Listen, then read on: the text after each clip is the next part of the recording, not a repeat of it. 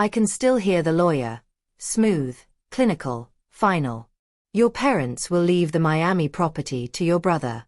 The cabin in Alaska to you, a $1.2 million waterfront mansion for him, a decaying wooden box in the frozen wilderness for me. I forced a smile.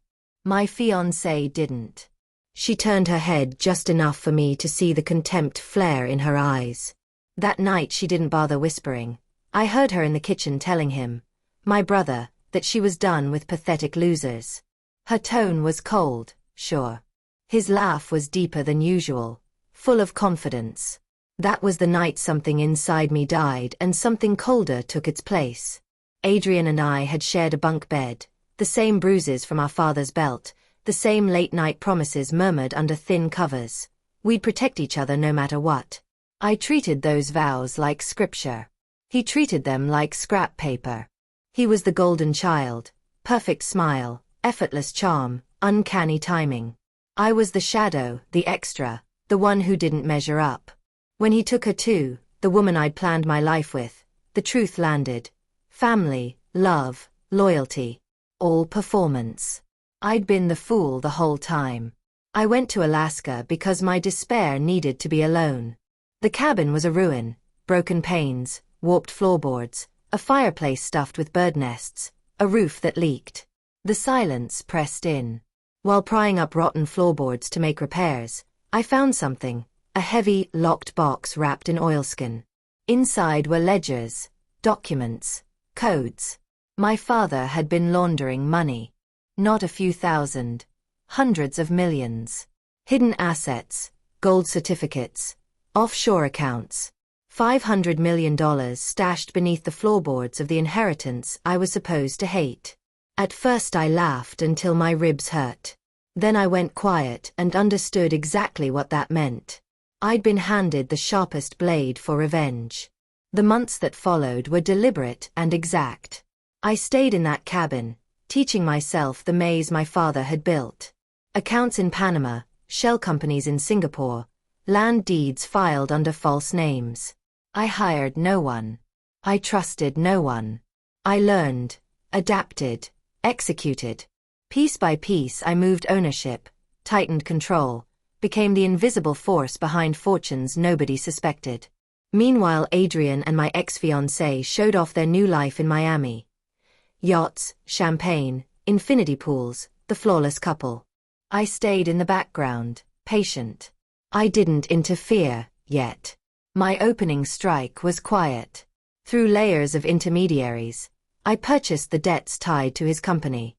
Overnight, the same investors who once toasted his brilliance began pulling out, confused and spooked.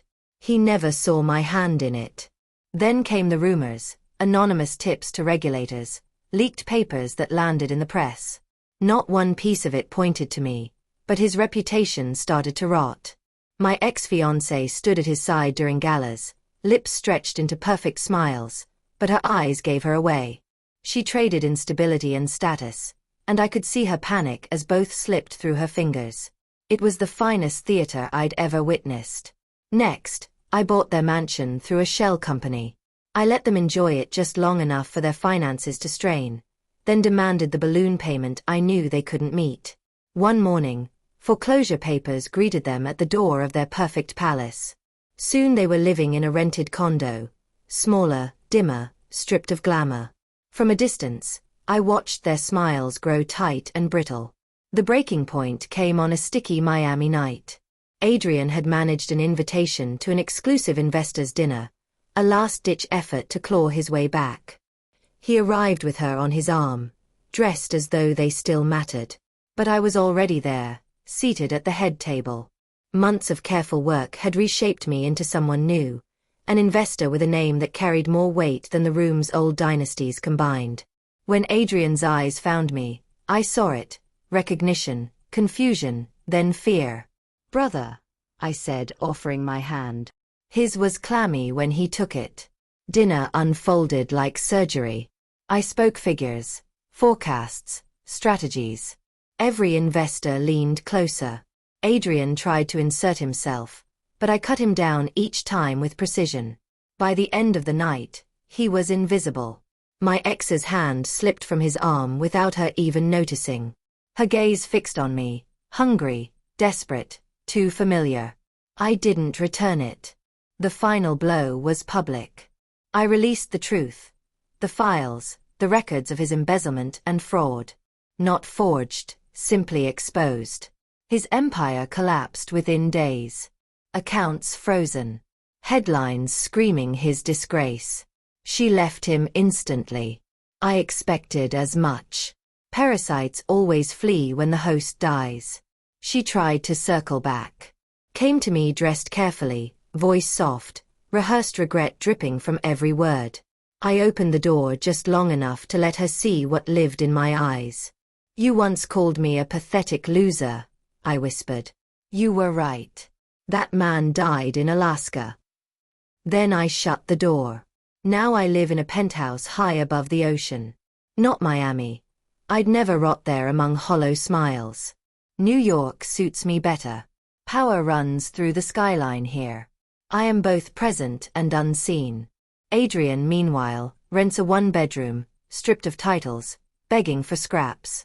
I made sure he wouldn't starve. That would have been a kindness. No, his punishment is existence. To live knowing he lost everything, and the brother he betrayed now owns the ground under his feet. And her. She drifts from man to man, clinging to whoever flashes a black card, wearing that same polished smile she once wore for me, for him, for whoever is next. Sometimes I think back to the Alaska cabin, the silence, the cold, the ruined floorboards hiding $500 million. The world handed me ashes, but buried fire beneath them. I used it well. I have no regrets. Because betrayal doesn't just shatter you, it remakes you. And I am no one's fool anymore.